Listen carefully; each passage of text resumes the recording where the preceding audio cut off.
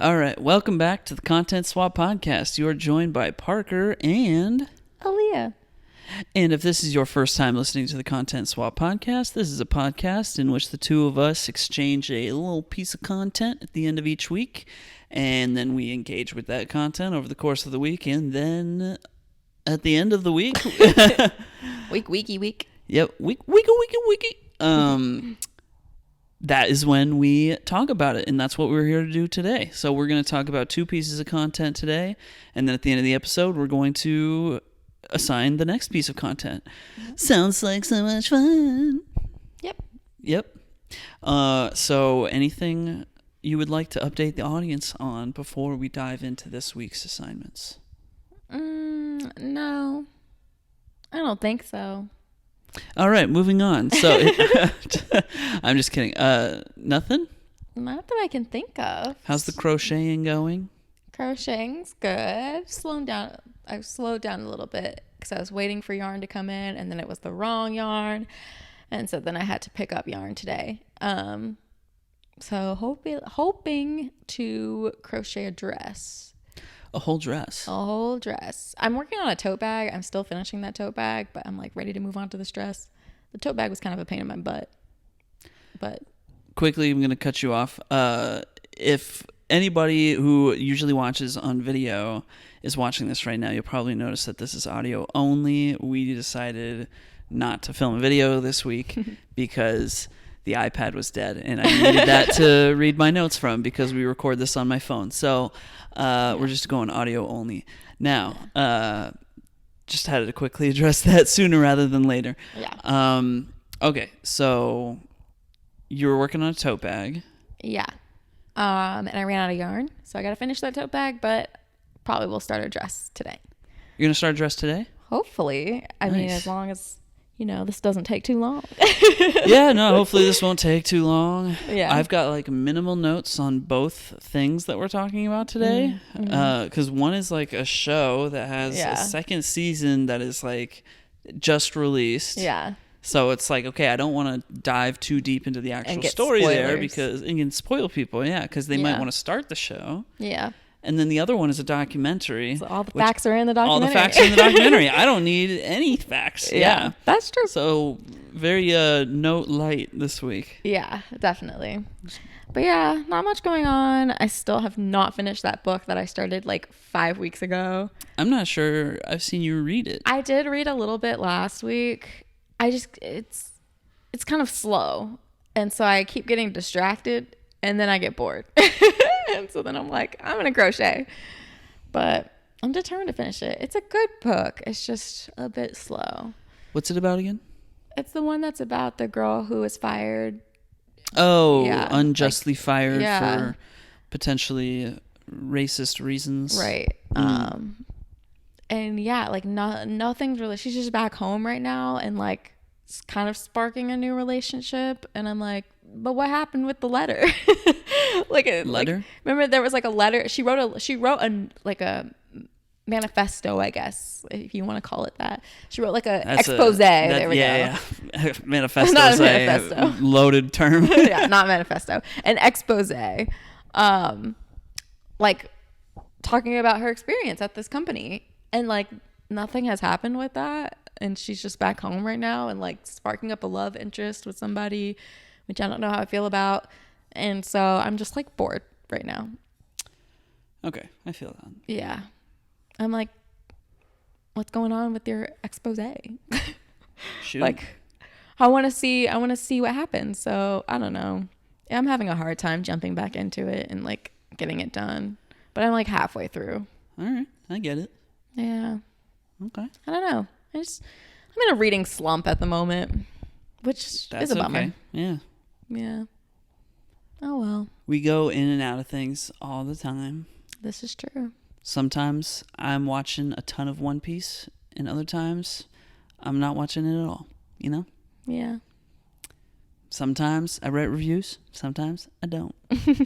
Sometimes I play Zelda, and other times I still play Zelda. I'm like, you've been playing Zelda. You're never in a Zelda slump. But yeah, that's why I say not much is going on, because not much is going on. Yeah. Today is 4th of July, so we've got the day off. Yep.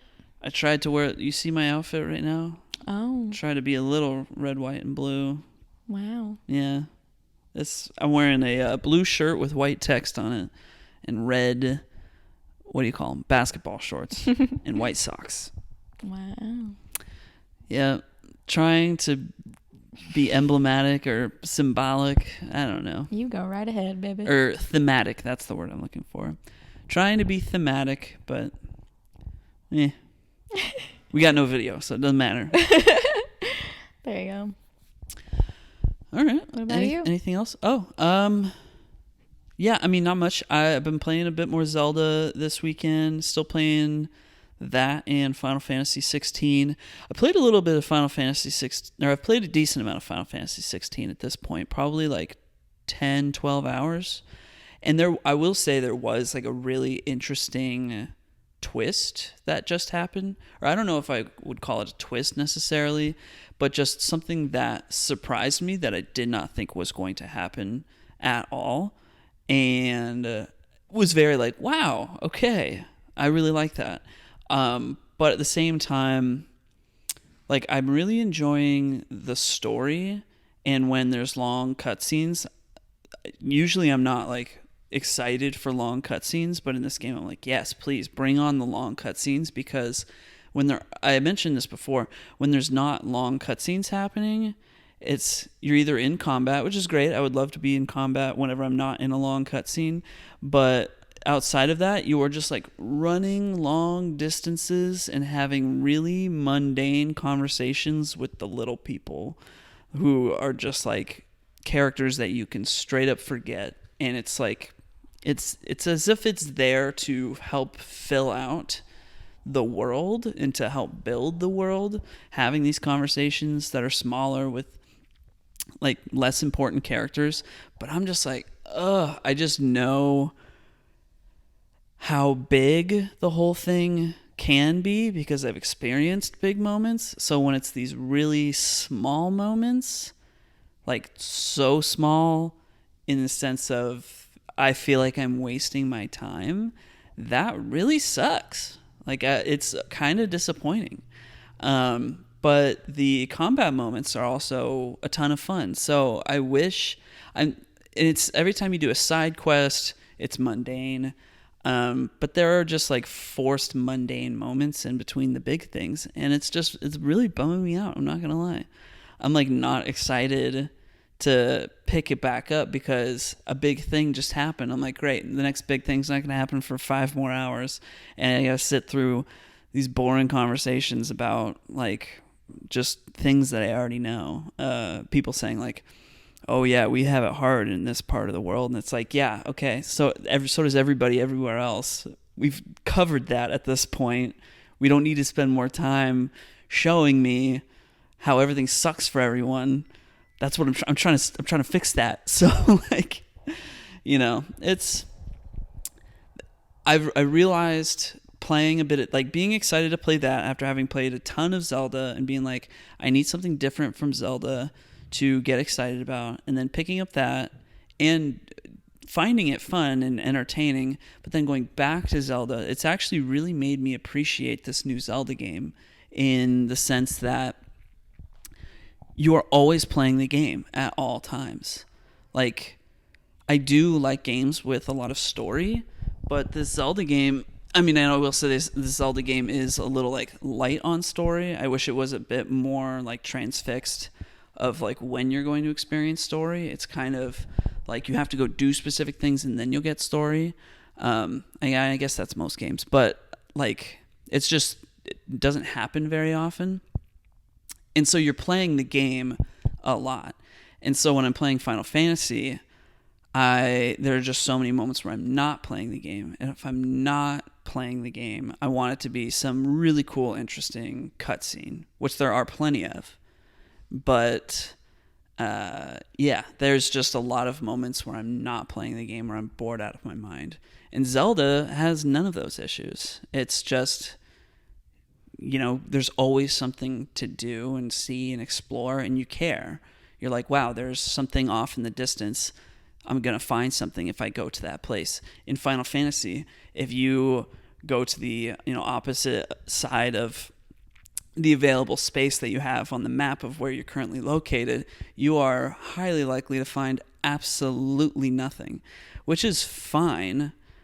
I just wish the game just didn't even put that in front of me. I just, like, they described it in the marketing as like a nonstop roller coaster ride, and I'm like, that's great, but maybe roller coaster ride made me feel excited, but it's almost as if it's like a roller coaster that goes up and then it goes like, has some fun, and then you're just like at the bottom for a while until it like ramps up again. And I wish it was just fun all the time. I don't know. That was a long rant, but that's how I've been feeling about Final Fantasy. Obviously, I'm going to finish it. I am very enthralled with the story, but I appreciate it just in how it's made me like Zelda that much more. Nice. Yeah. And not nice. Yeah, I don't know. It's just making me think about like what games I'm going to choose to put my time into in the future, because I really value games where I'm playing the game. Yeah. Fair. Yeah. Anyway, that's, I guess, my update. Yeah. Still just hanging out, working. Yep. Yeah.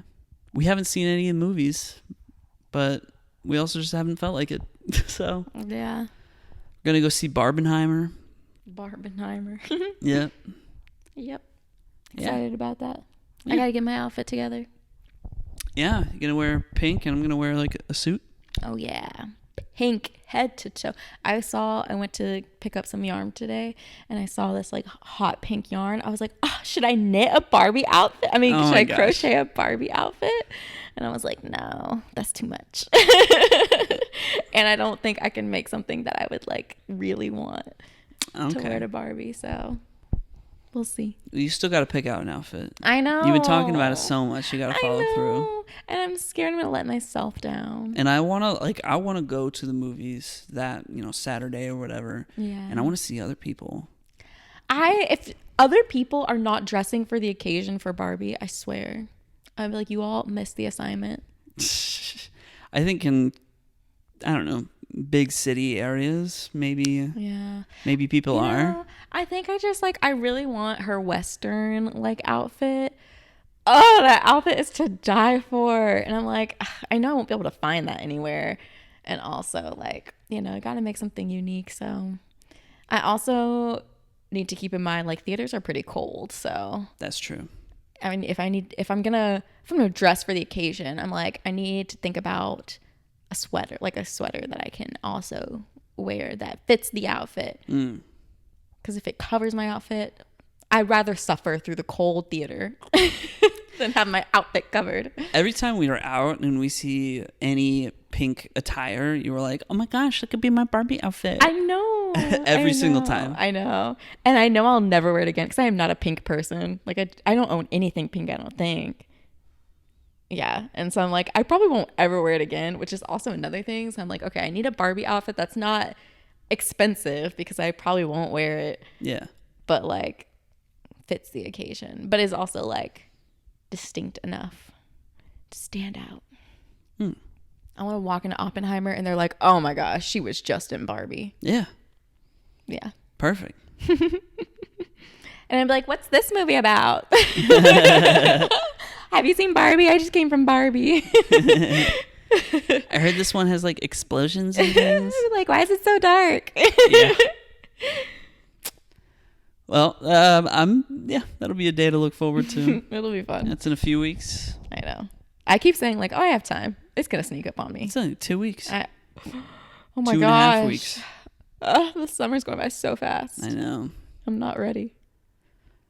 All right. Well, those are all the updates I had. Yeah. And those are all the updates you had. So let's dive into this week's assignments. Let's do it. I believe your assignment is first. Okay. Yeah. So this week, I was assigned a TV show called The Bear. Around. Goodness.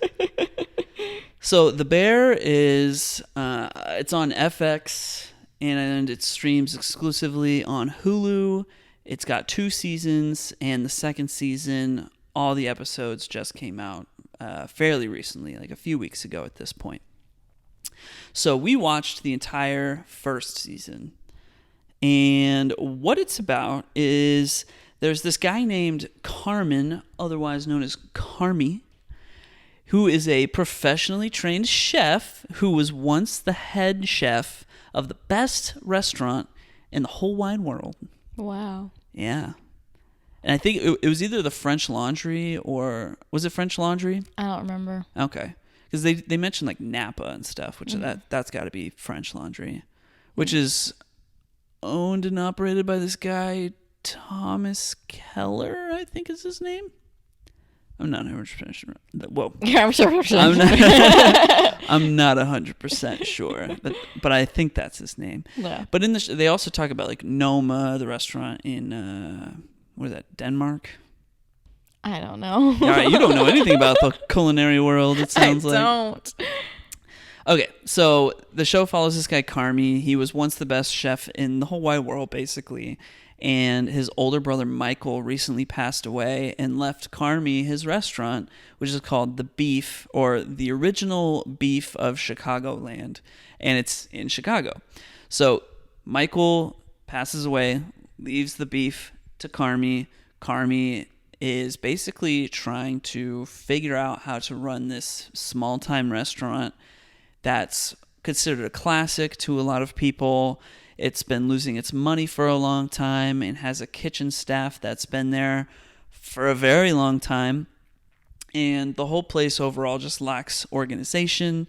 So with his varied culinary background, he tries to establish some organization in order to help make things run better, but also make the food better. And along the way, very early in the show, I think in the very first episode, he recruits a young woman named Sydney because she offers to volunteer in the kitchen because she was trained at the CIA. Food spies. No. That is not the Central Intelligence Agency. That is the Culinary Institute of America.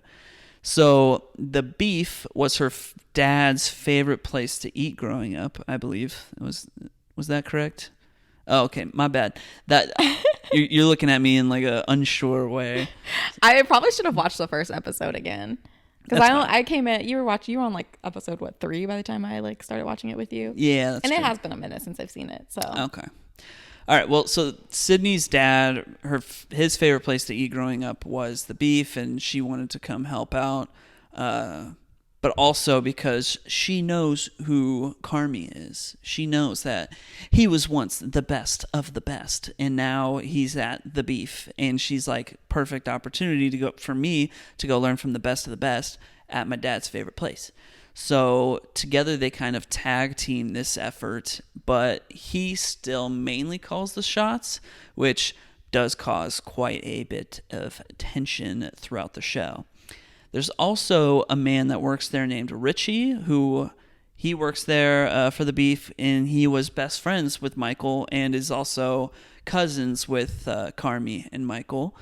Richie tends to have a bit of a destructive personality. That was he's destructive. Wild. I said it kind of weird the first time. Yeah. He is wild. He be wildin'. Like hard. But he also does kind of like, I mean, I wouldn't say he holds things together because he's actually kind of a very chaotic force. But at the same time, like, he's got street smarts, and he holds things together with his street smarts. He's got everybody's back at the end of the day. Yeah. And he'll do what he has to do to make sure everyone's good. Yeah, absolutely. There's also just a variety of other people that work there. There's this woman, Tina, who's worked there forever, and she's very set in her ways, so she's a little stubborn at the beginning, but she grows on you. Yeah, but you didn't like her. I didn't like her at love all. her. Yeah. I was like, just give her a chance. At first, I was like, Tina is the worst. And She I was is like, no. bringing this place down with her stupid antics. No, I love Tina. Yeah. No, I mean, she did grow on me by the end of the season. Then there's another person, Marcus. He works desserts, I believe, and he is perpetually trying to perfect his donut recipe. He is such a little sweetie pie. He is a little sweetie pie. But I say he's perpetually trying to perfect his donut recipe because nobody asked him to be doing that. And he's got like cakes that he's supposed to be making. And he's always just like, yo, but try this donut. Yeah. He's not great at reading the room, and sometimes they like, you need to work, like you need to do the like things that we need you to tasks do that you've been assigned. You need to put this passion of yours aside for like 2 seconds. Like we'll let you do it later, but right now we need you to do this. And he's like just so unaware of that. Yep. And there's a whole cast of others. I don't really remember their names. Yeah. And it's also not the more we dive into the other cast, it kind of like their distinguishing characteristics and traits kind of get lost. I feel like the rest of the cast is more for like comedic relief, kind of, or like some background to add more commotion to the background. Yeah. Like there's an older guy, I think his name's Ibra, and he's from Somalia. Oh, but I love him. I do love him, yeah. Yeah. And so like there's one part where I think Richie needed some help with a small cut, I'll call it, that he got, and he kind of like needed to focus away from the cut that he got, and he asked Ibra, like, tell me about the factions, and Ibra started telling all these stories about his time in Somalia, about the different factions and the fighting between the military and the factions, and so like that's, if I was working in a place like that. That was a plot from a movie. Was it a plot from a movie? Yeah, because Richie was like, is that, what is that? Something Hawk Down or whatever? Oh, is this Black Hawk Down? Yeah, he was like, yep. I thought, oh, okay. I thought he was saying, when he was like saying, is that Black Hawk Down? When Ibra was explaining the whole thing, I thought he was basically saying, you lived Black Hawk Down? No, I think he was like saying the plot of the movie, and then he was like, wait a second, isn't that Black Hawk Down? He's like, wait a minute, I gotta look this up. Is Black Hawk Down based on a true story?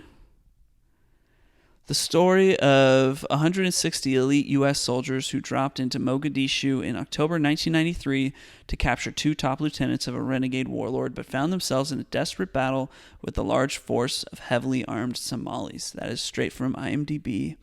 Black Hawk Down. Is this based on a true story? Ewan McGregor's in this movie. It won 2 Oscars. I've never seen it. Best film editing and best sound. Directed by Ridley Scott. It's going to take me a while to Google, is Black Hawk Down based on a true story? But okay. I mean, I could be wrong. But I thought it was like a funny like joke of like, I'm just giving you a movie and you think like I'm telling you real story.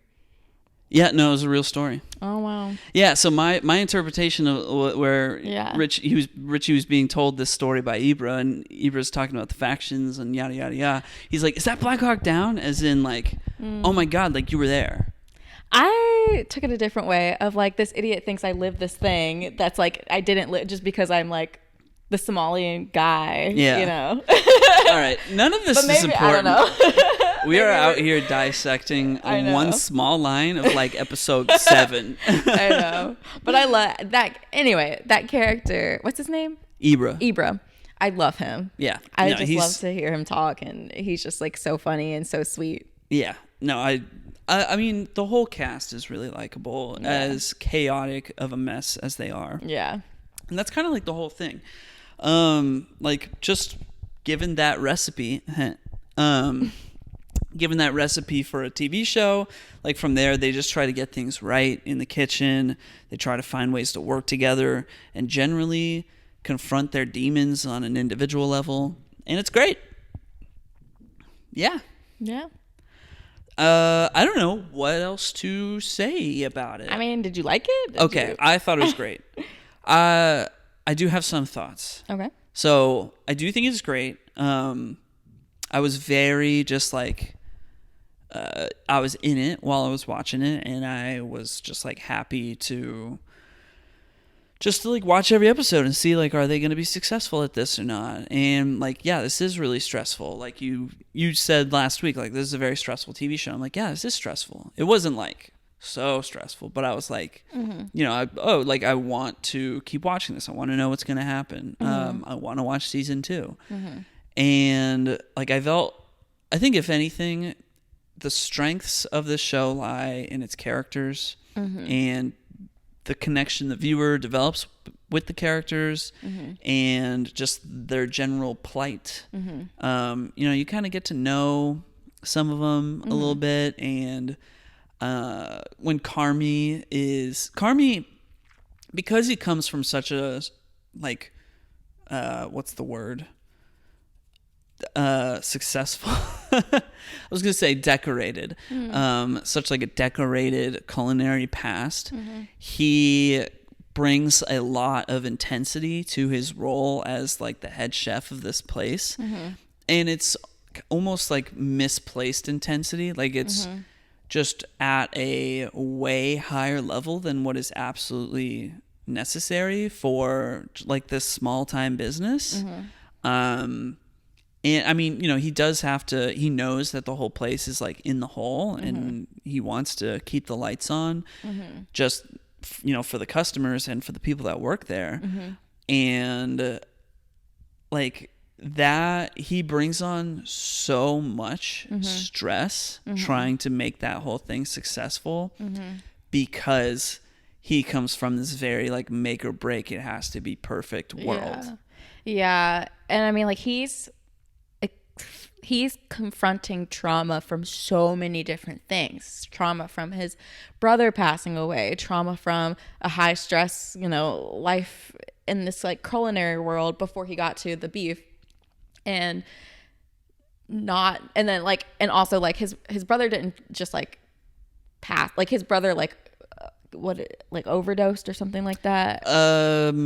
Or did trigger warning, but his brother had committed suicide. There we go. And his brother had like issues with substance use and things like that. So like going through all of that and what all that means, and like dealing with his own mental health because he has these like it's like hallucinations essentially. And there's a scene in the second episode where he like wakes up in the middle of the night to himself like cooking a bunch of frozen food on the stove and it's all on fire. And I actually wrote down that the fire and smoke visual effects were terrible in that scene. Like they just put a smoke filter on top of it and called it a day. But he just like, if I woke up in the middle of the night just burning a bunch of frozen food on my stove, I would be freaked out. Like, you got to be in a pretty bad place. And for your like trauma around what you do to be like that intense to where you're doing it in the middle of the night and almost burning your house down. And I mean, he's not the only one too. Like Sydney also in one of the episodes like mentions like, I stay awake at night thinking about like what I do, and like I forget what she said, something like doing something differently, like having cooked a meal or something and wishing I had done it differently or something like that. And I don't know, they're all kind of facing their own traumas and like, but also like trying to run away from their traumas, and that's making it worse because it's impacting like how they're working. And so it's just a lot. Meanwhile, for the customers, they're just like, I just want my sandwich. Right. And so I don't know. I absolutely love this show. For me, it's really stressful. I mean, you mentioned that like it wasn't as stressful for you. For me, I like do not do well with chaos. Like they will be screaming at each other. There's like a line of customers. There's a fight that breaks out outside. Like it's like all these things are always happening simultaneously. Yeah. The kitchen is always really like chaotic. And for me, that's really hard. It's like I get overstimulated very easily. I'm like looking as if there's a camera. I get overstimulated very easily. And so like shows or movies like this where there's like a million things going on at once stress me out so much. Yeah. And I'm like, I need everyone to stop. I mean, I love those kinds of scenes where it's like everything is happening all at once and it's like, what are we going to do to solve it? Yeah. And yeah, in the case of this, I was just left wondering, oh yeah, I'm excited to see what they do about it. Yeah.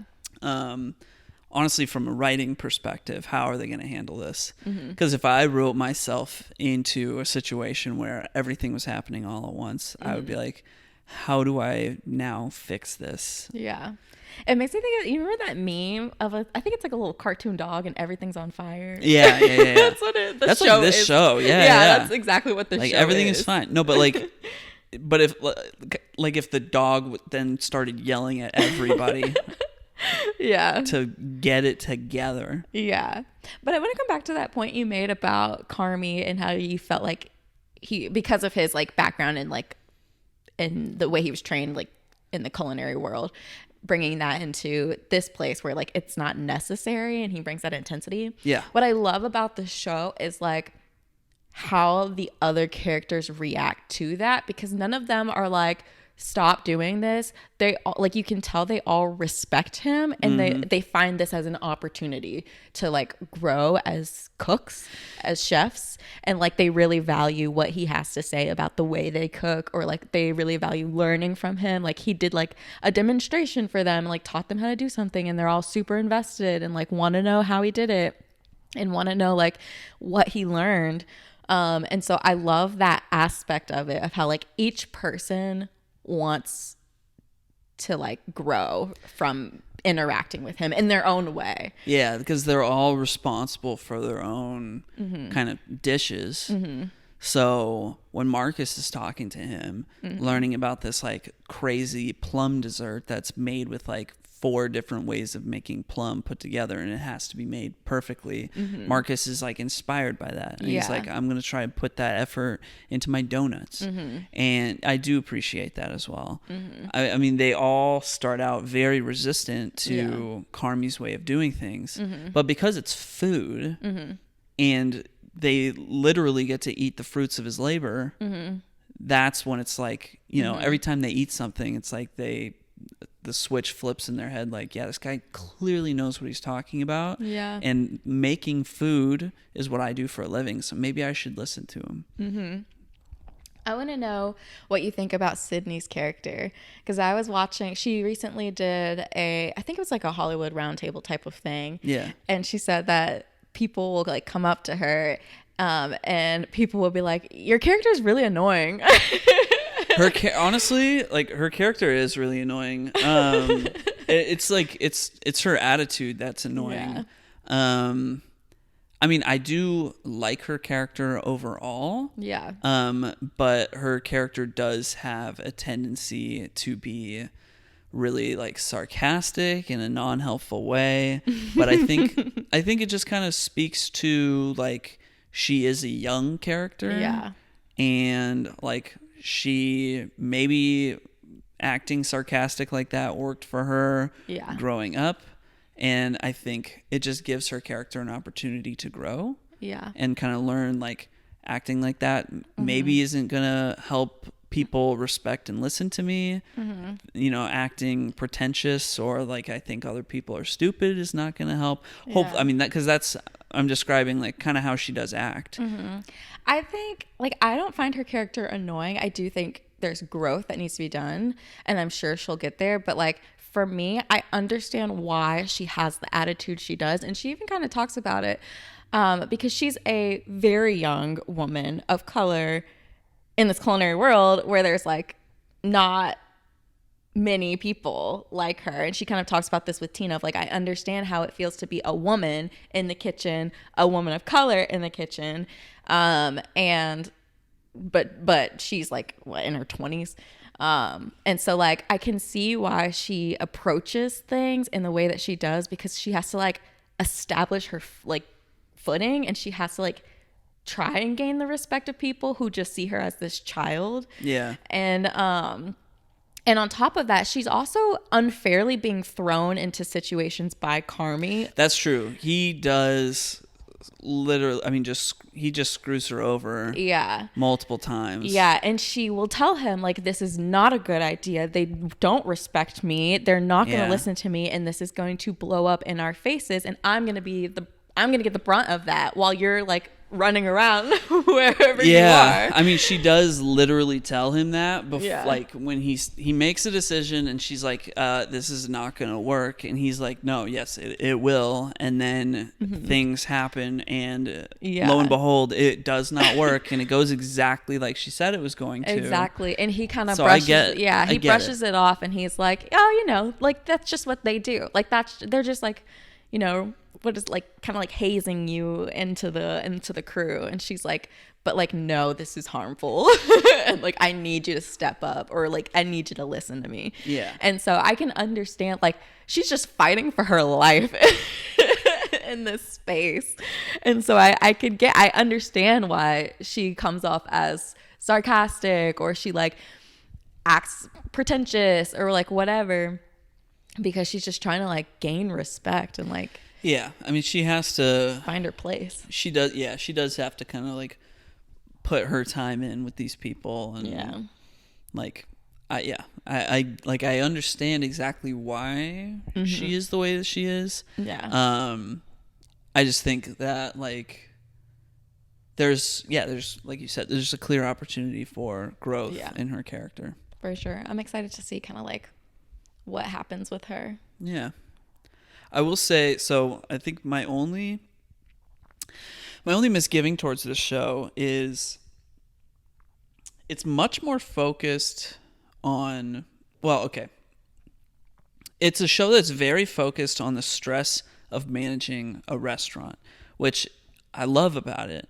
But there's not enough, for me personally, I just felt like I wish there were more focus on the actual cooking, serving, or cooking, plating, serving, and eating of the actual food.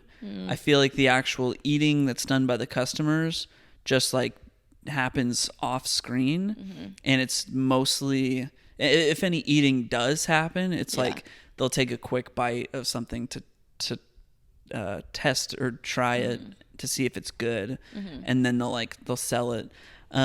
I don't know, I guess coming from a show like Food Wars, where the whole thing was that they make the food and they talk about how the food was made, and then the people try it, and then they have like, a whole emotional event about the food. Like I kind of felt like they could have had more of those moments, or at least just done more like, this is how this is prepared, and like shown it in like a demo way. Yeah.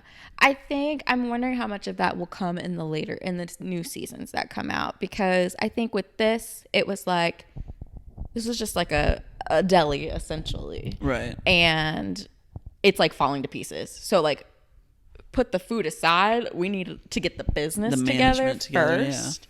And now, and like based on how this season ends, which I won't spoil it in case anyone hasn't watched the first season and wants to watch it before the second season, based on how this ends, I feel like, okay, now we're starting to focus on the food and like what's to come wise. And now there's more room for development for each of these characters to gain more culinary skills, to now start making the like, fancy foods that you want to see being made. But before, it's like no one really cares about watching customers eat a sandwich, because it's like, it's just a sandwich. That's fair. I mean, it's really interesting. This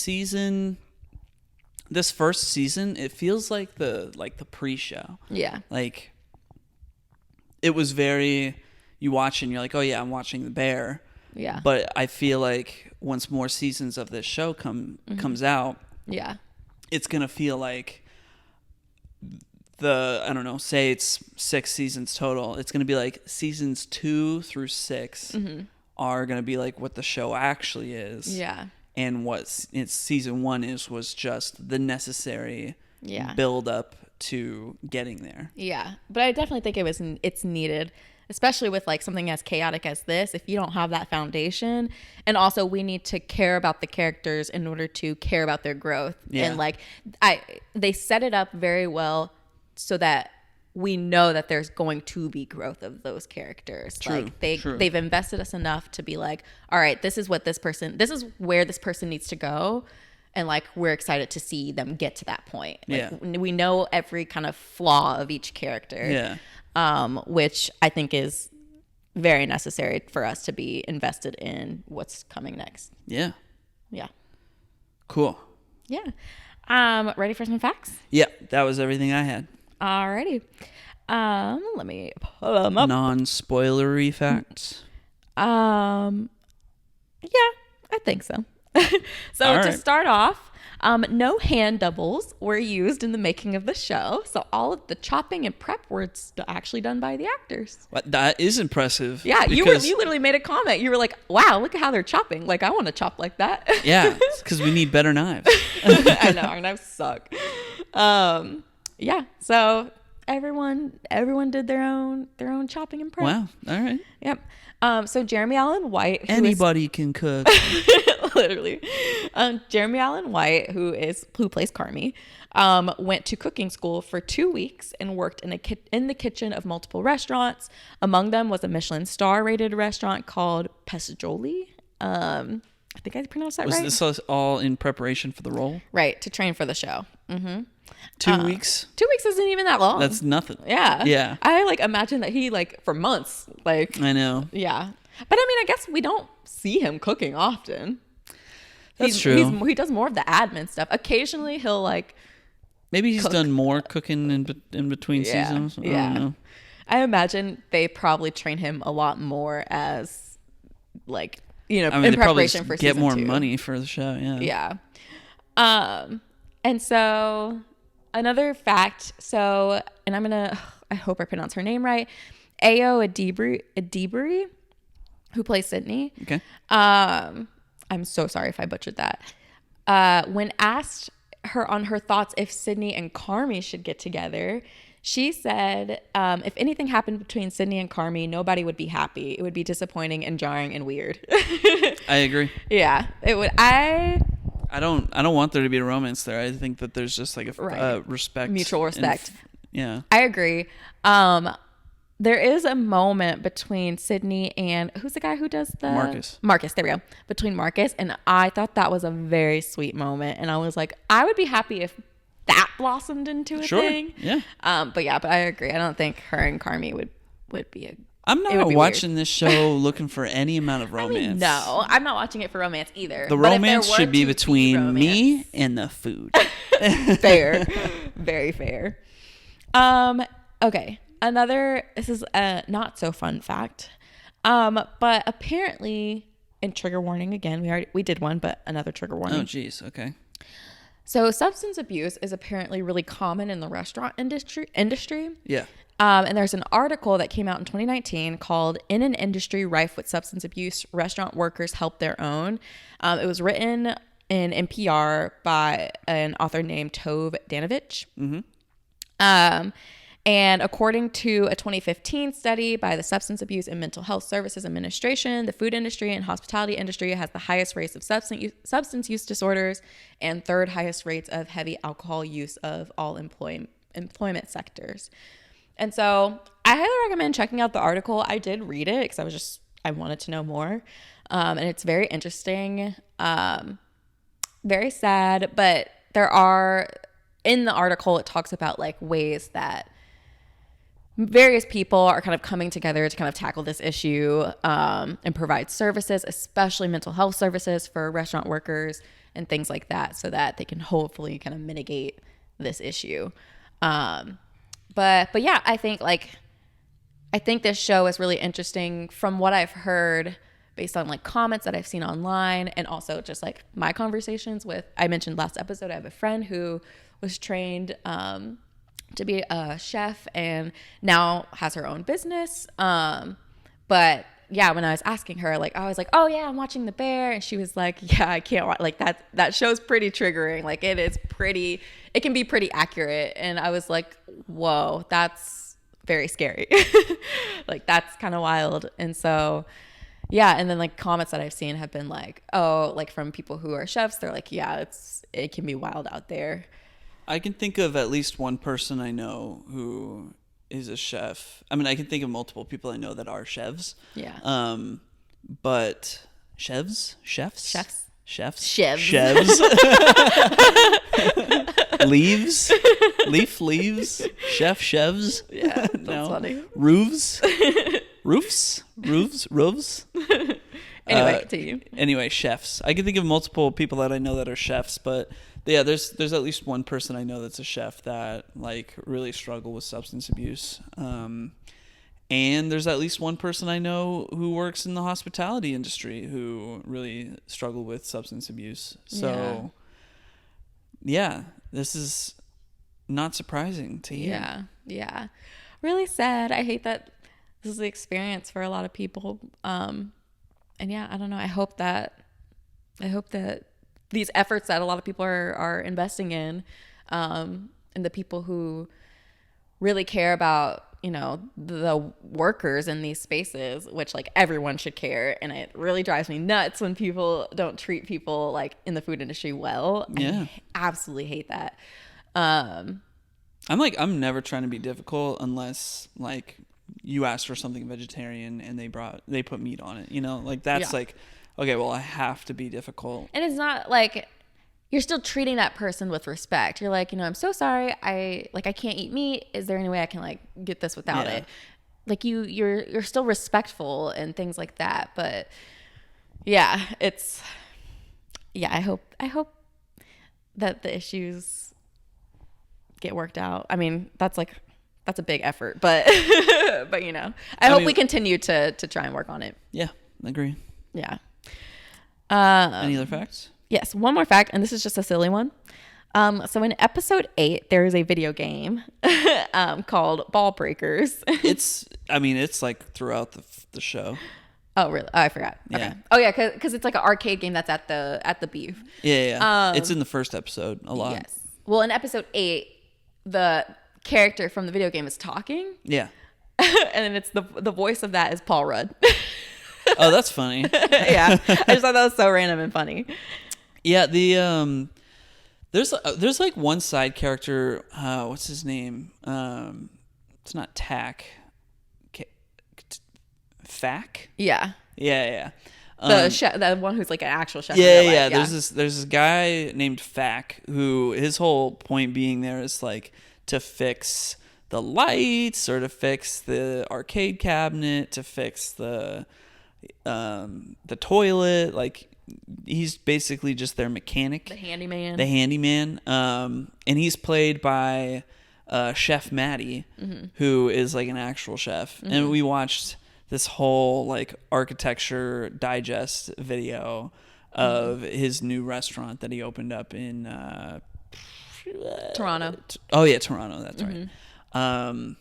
Which I'm sure like was very weird for you to be like, oh my gosh, like this guy's speaking quite knowledgeably on food.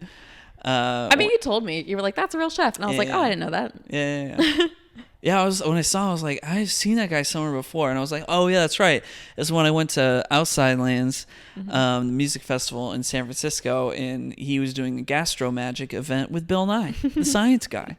That's awesome. Yeah, I'm glad he's in the show. Yeah, I'm glad he's in the show cameo. too, and he's pretty funny. Yeah.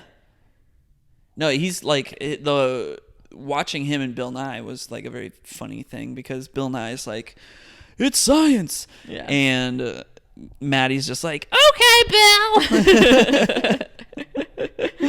Yeah, he's fun. Yeah, that's all I've got. All right.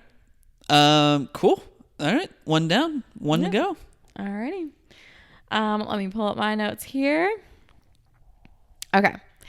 So I was assigned 14 Peaks, which came out in 2021. And this is a documentary about a Nepali climber named Nimsday, but they call him Nims. And he established. Wait, his name's Nims Purja. They call him Nims Die or Nims Day. Nims Die. Nims Day. Yeah. My bad. They just call him Nims. Yeah, they call him Nims. I'll call him Nims. His name is Nims Purja.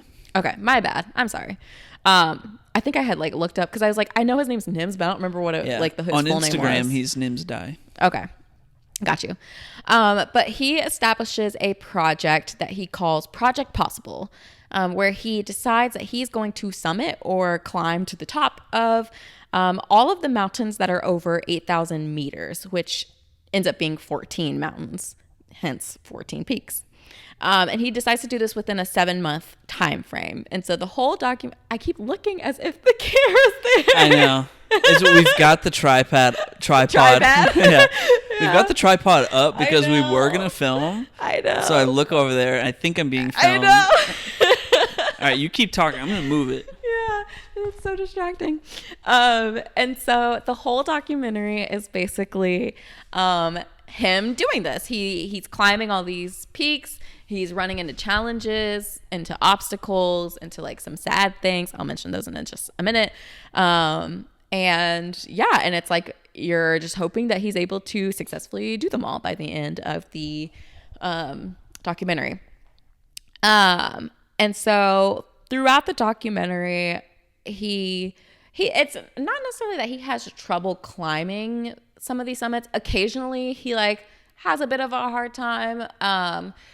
It's more so he keeps running into people, another trigger warning, who are like near death, who got stuck somewhere, and he has to kind of like help them, save them. At one point he saves one guy, at another point he is unable to save a guy, and that really impacts him. And it's just like, this was my only other reference for a climbing movie was Free Solo, which I really enjoyed.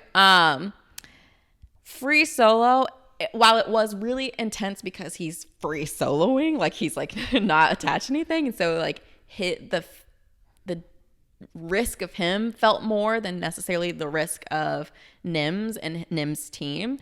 But I found this one to be so much harder of a watch because like it really shows you the scariness of being on the mountains because he kept running into people who were like just really suffering.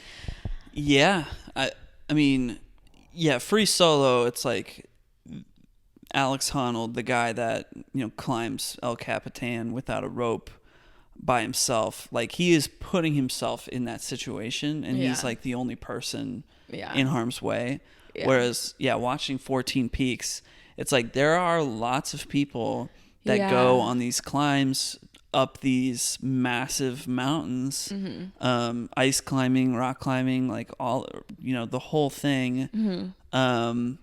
And it's an incredibly dangerous thing to do because of the temperature and the lack of oxygen. Yeah. And because of Nims's background, having been in the military for Nepal, he was in like the Nepali Special Forces. Because of his background, he's like, I never left anybody to die when I was in the military. And when I'm climbing on these dangerous mountains and somebody's in need of help, like I'm not going to turn my back on them no matter what. Yeah. There's the scene of the man who didn't make it. They're basically like climbing down when they notice the man, and it's getting to be nighttime, which makes it really hard for helicopters to come in and get them, from what it seems, and from what they say. And so Nims gives the man his oxygen, and the saddest part of that is like they keep radioing for help, and they're like, we need somebody to come, we need somebody to come, we need somebody to come. And on the radio, the guy's like, just leave the man. Like, you're going to die. Just leave him. And I'm like, to hear those words come out of someone's mouth of just let him die. Like that Yeah. was wild. And I was like, oh, my heart. Like if I were Nims, I'd be like, I can't. Like, I can't just leave him here. I can't accept a just let him die. Like, because to think about, like, I go on and this man, I just am like you just have to leave that guy there. Yeah. Like, it would stress me out. I would think about that moment for the rest of my life. Yeah. And like, I don't know how he continued climbing, because I would be so traumatized. I mean, I know that was only after like the second or third peak. Yeah. We got like 11 more to go. I know. I'd be so traumatized, and I'd be like, I can't do this. I can't willingly put myself in this position to where this is what can happen. But I mean, I guess if you love doing it so much, then it's like, that's the name of the game. Everyone knows the risk that they take when they do it. But still, I was just like, my heart, too much. But in terms of my thoughts overall, I really enjoyed this. I think I preferred this over Free Solo. I mean, I talked about my feelings. What's his name? Alex Honnold. I talked a little bit about my feelings of Alex when we covered that episode. So I won't dive deep into it here, but I think what I really loved about 14 Peaks specifically was it was giving credit to these like Nepali climbers who oftentimes get no credit for doing the things. And they kind of talked about that of like, if we were white, we would have way more press coverage. Like if we were European or whatever, if we were Westerners, like we would have so much more coverage and like so much more sponsors, and like people would be so invested and like cheering us on. And like, because we're not getting that recognition. Yeah. And yet we are the ones who are guiding these like Western European people. We're the ones who are teaching them how to do this stuff. Yeah. And so like, it's time for us to get that credit. And I absolutely loved that. And it made me so happy to see that and to like recognize that. And they were just so fun. Yeah. I mean, this is why, when I assigned it to you last week, I was like, it's about this group of people who climb 14 peaks, and I feel like they like deserve to be talked about because it is an incredibly impressive feat. And Nepal is an incredibly mountainous area, so it makes a ton of sense that these guys who live in this country where like the first like 5 peaks are located like in their backyard, are just like naturally talented at doing this, or just like have the experience and background, and like were essentially the pioneers of climbing these massive mountains. And like I love that aspect of this, of how like this is an incredibly impressive thing to do. Yeah. And they're the ones that like figured out how to do it in the first place. Yeah. And they just have never been given credit for it. Yeah, definitely. It just it felt different watching this. It felt more meaningful watching this. And not to discredit Alex, like, I mean, what he did was incredible and like terrifying. Yeah. But it's like seeing that, it was like, okay, he just did that because he wanted to. I mean, it's a different kind of accomplishment. Yeah, yeah. But it felt like, and maybe I'm misremembering the documentary, it definitely felt like something of like, oh, I want to just be able to say that I did it. Versus with these climbers, it's like they were like, we want to represent our people. This is not just us doing this for the sake of doing it. Like this means so much to us, to our families, to our community. And like I was able to cheer them on more, I guess.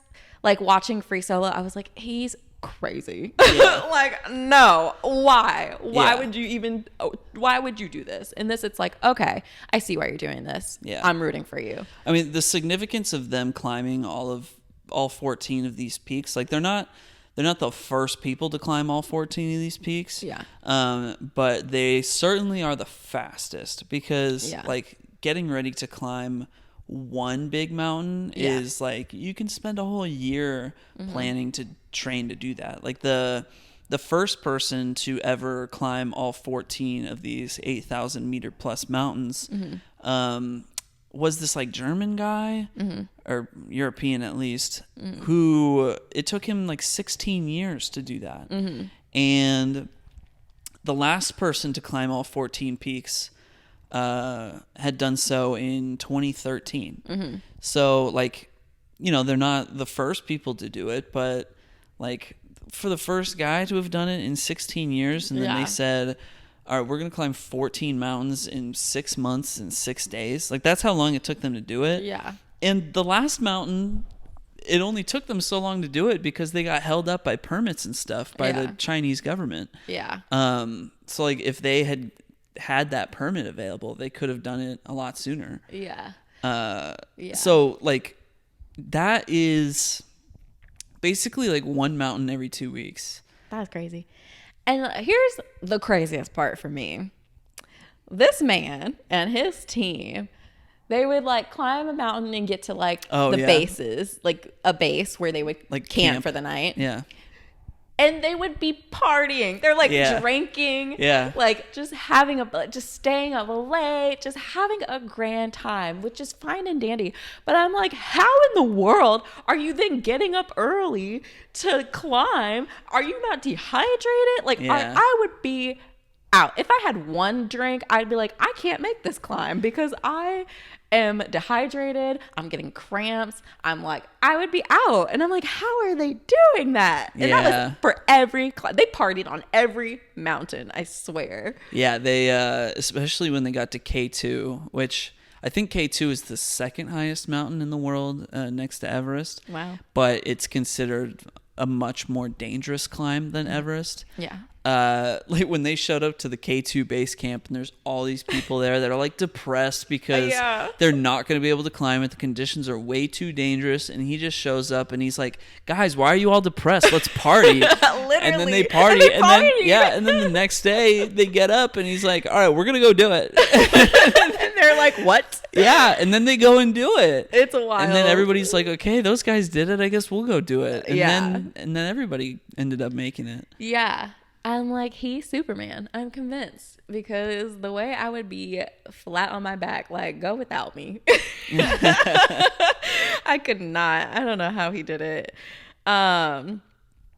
It's wild.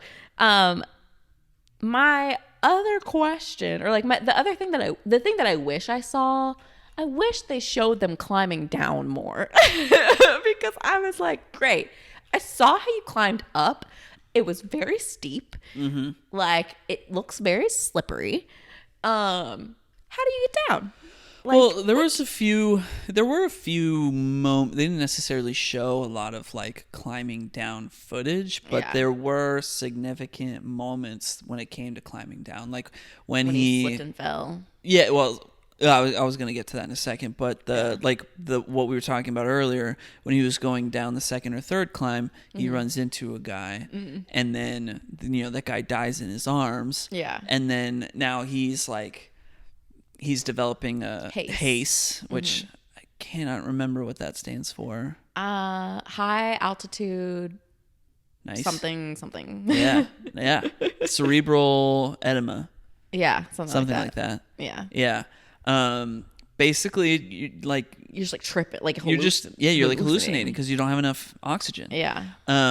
So like he gives the guy that ends up dying his oxygen, but then he's like, well, I still got to get down, and he's got no oxygen. Mm-hmm. So he's like hallucinating. He thinks he sees a Yeti or the abominable snowman. Turns out it's another guy who also has haze, and they get down the mountain together. So there's that moment, and there's the moment where he does slip and he falls like 100 meters, and he like has to grab this rope in order to stop himself from falling. Yeah.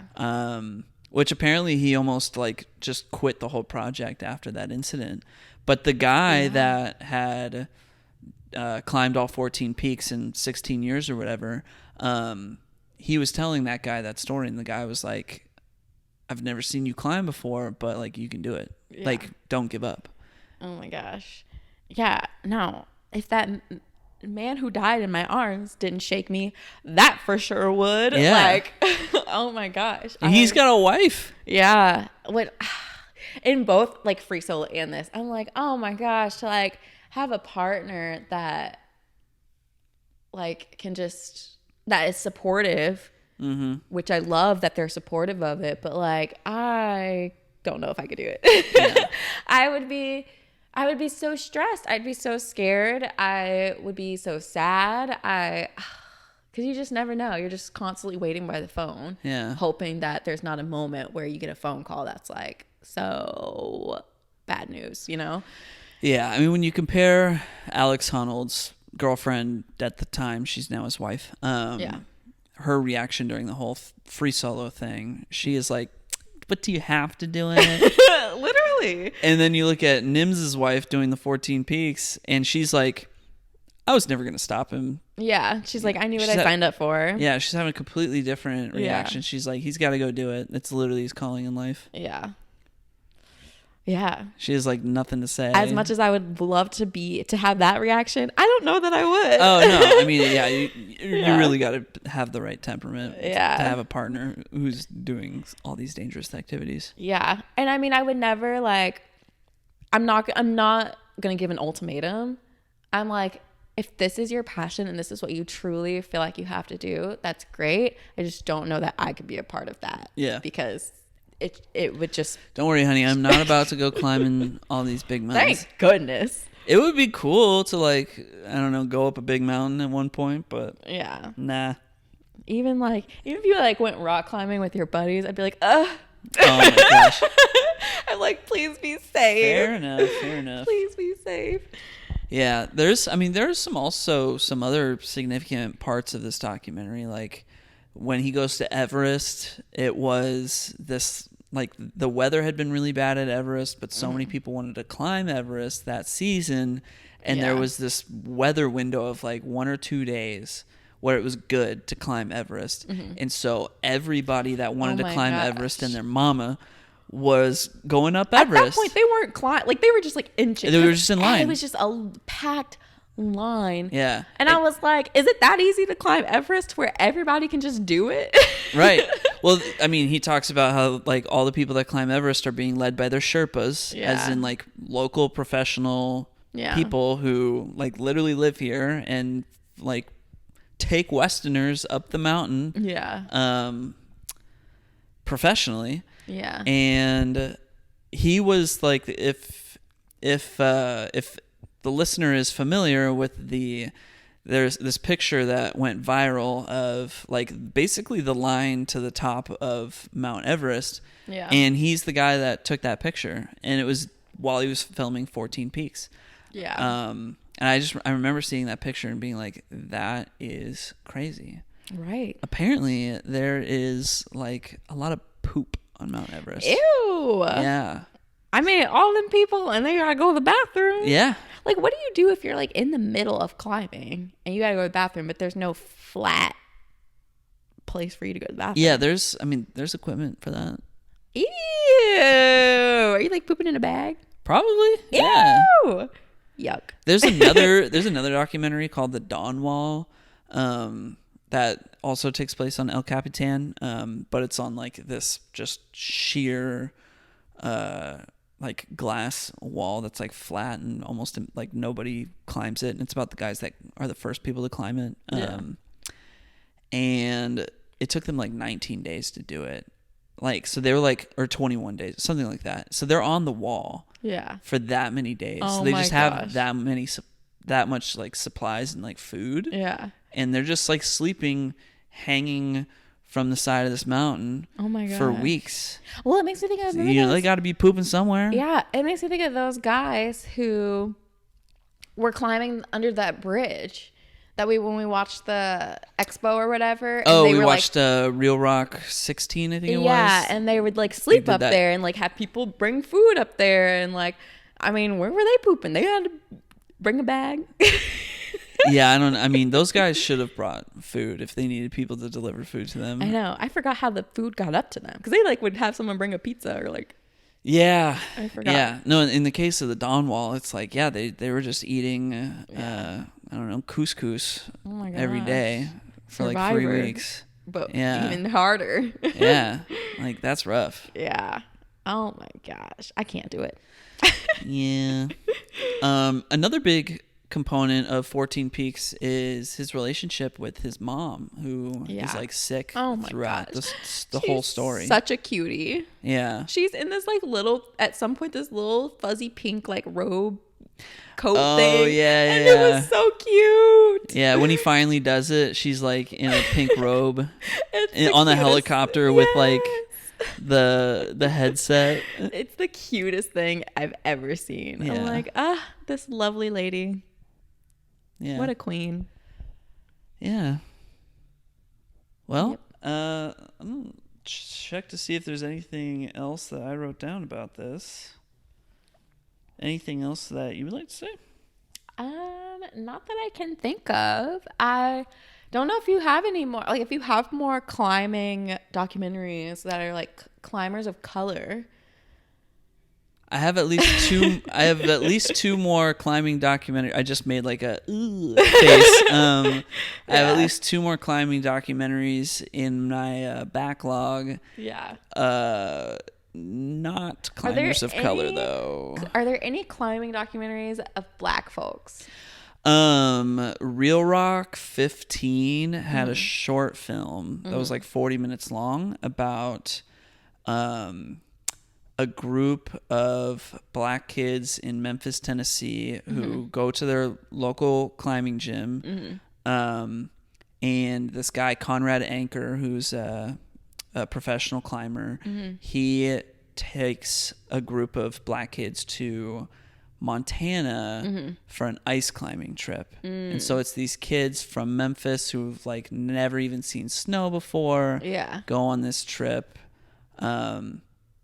This like ice climbing trip, and it's like this life-changing experience. That's the only thing I can think of. It's so interesting. There's like these sports that just don't feel accessible to like, and I'll speak for myself. I won't speak for the whole black community because I'm not about to do that. But like, I don't know. There's so many sports that I feel are like not accessible to me, or like sports that it's like, who in their right mind would like would do that? Like, and climbing was like one of those things. Climbing, I'll say climbing outdoors, like rock climbing gyms. You know, it's like I took a rock climbing class in undergrad because it's fun, but like to like be outdoors, I'm like, ain't no way. Like, people are crazy to do that kind of thing. And I don't know. There's just like, there's just so many sports that feel less accessible to me, and like it just feels like something I just would never be like. I was just never brought up to like consider that as like like that's a thing you can do. It's like, what the heck? And so I'm always interested to like see documentaries or to like hear people's story, like black people's stories who like do these sports that feel like they're very like, it's a very white space. And to like learn how they even got into that, and like, it seems like you have to come from some privilege in order to participate in this activity where you are willingly putting yourself in danger. Yeah. That's what it feels like, and it's interesting. Yeah. Well, I'll be on the lookout. If you come across any. Yeah. But I mean, you are hitting the nail on the head. Like that's kind of why I wanted to pick 14 peaks. I had no doubt that these guys were going to successfully climb all 14 of these peaks. It's the fact that it's this group of guys who come from Nepal, who literally pioneered the sport, who have never gotten credit or have been recognized for literally like, it's like they literally wrote the book. And only like European or Westerners get the credit. That's what really makes this whole story stand out. Definitely. I agree. Yeah. All right. Some other quick facts. They say this at the end of the movie. I think this number is correct. But Nims broke 6 climbing records by accomplishing this feat, which is really cool. The crew that he climbs all the 14 peaks with, it's actually a rotating crew. So it's not always the same people. But you do get introduced to a lot of the guys that are in his climbing crew and like what some of their strengths are, etc. But Nims Purja himself was the only one to actually climb all 14 of them. Got you. And the other thing was they talk a lot about the funding of this whole project throughout the documentary, and how it was really hard for him to get the money to do all of it. So by the time he did the first climb, he actually only had 15% of the funds that he needed to complete the project. So yeah, it was a combination of fundraising and mortgaging his house. What was kind of like his return after, like return on investment? I don't know from this documentary. I don't know. Got you. I will say I follow him on Instagram now. He's gained some followers. Yeah. Let's see. I'm like, is he getting like sponsorships? Is he like an ambassador for like Patagonia? Like, what's kind of the deal? I'm looking him up. Well, he's got 2.1 million followers and a blue check mark on Instagram. You can buy that check mark now. Only on Twitter can you buy the check mark. You can buy it on Instagram. Not on Instagram. Yes, you can. They just changed it. I swear. No, that's I swear. Whatever. Let's see. He's a best-selling author. He was the first winter ascent of K2 with no oxygen tank.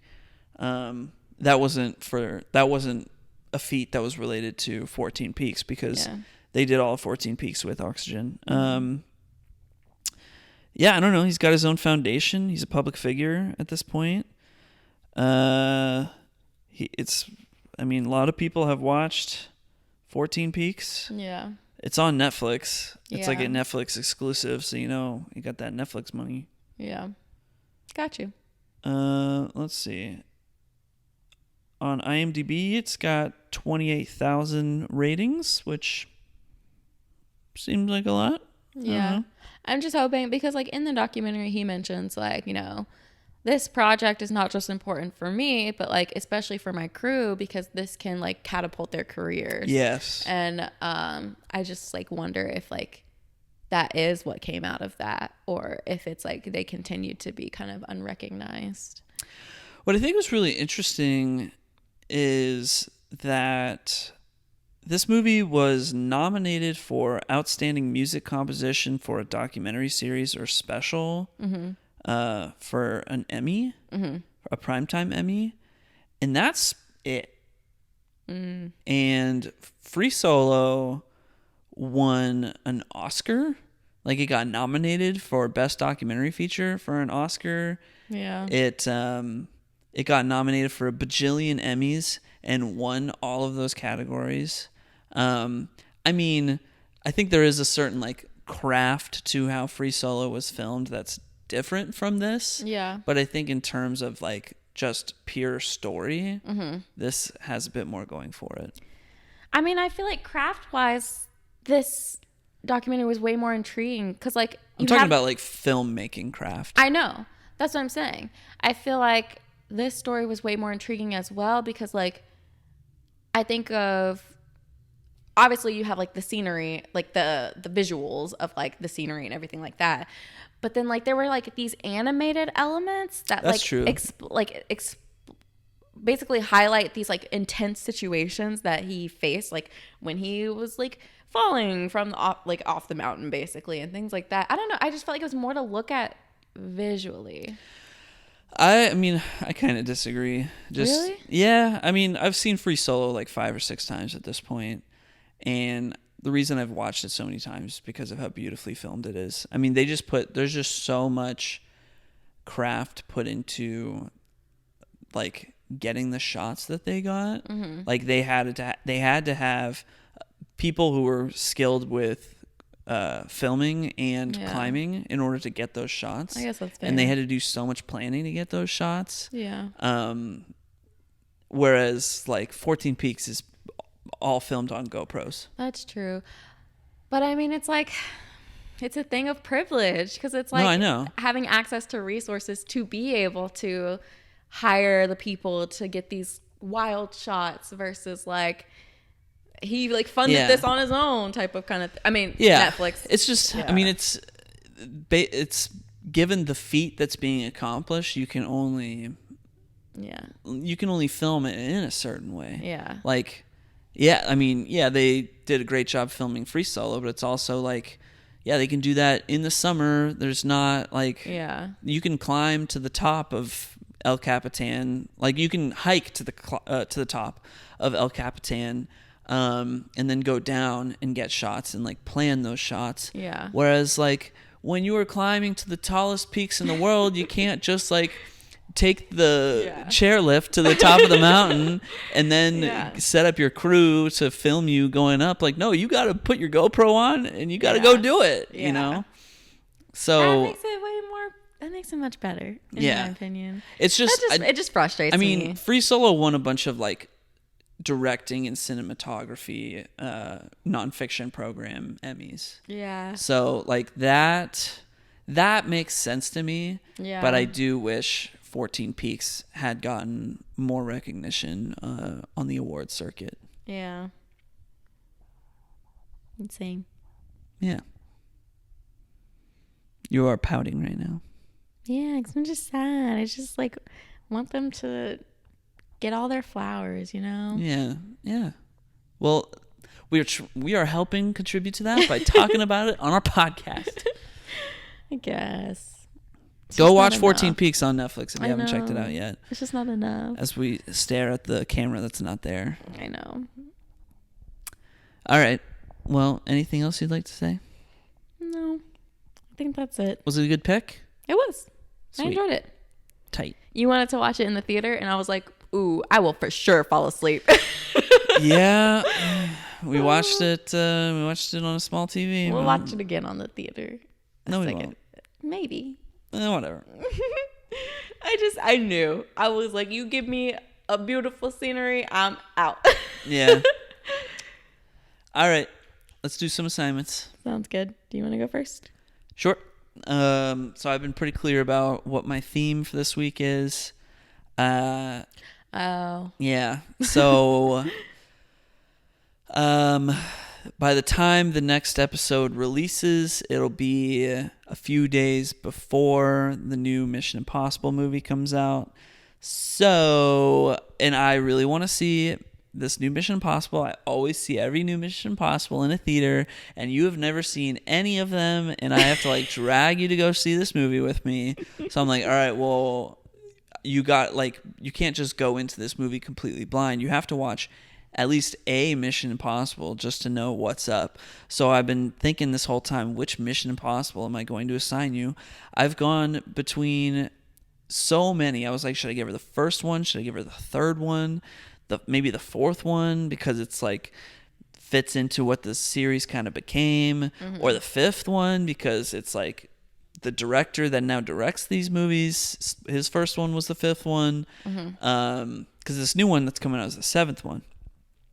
And I think I finally landed on giving you the sixth one, which is the last one that came out, because I think it'll be, as far as like movie watching experience, if you've watched the sixth one, you'll be most up to speed going into watching the seventh one.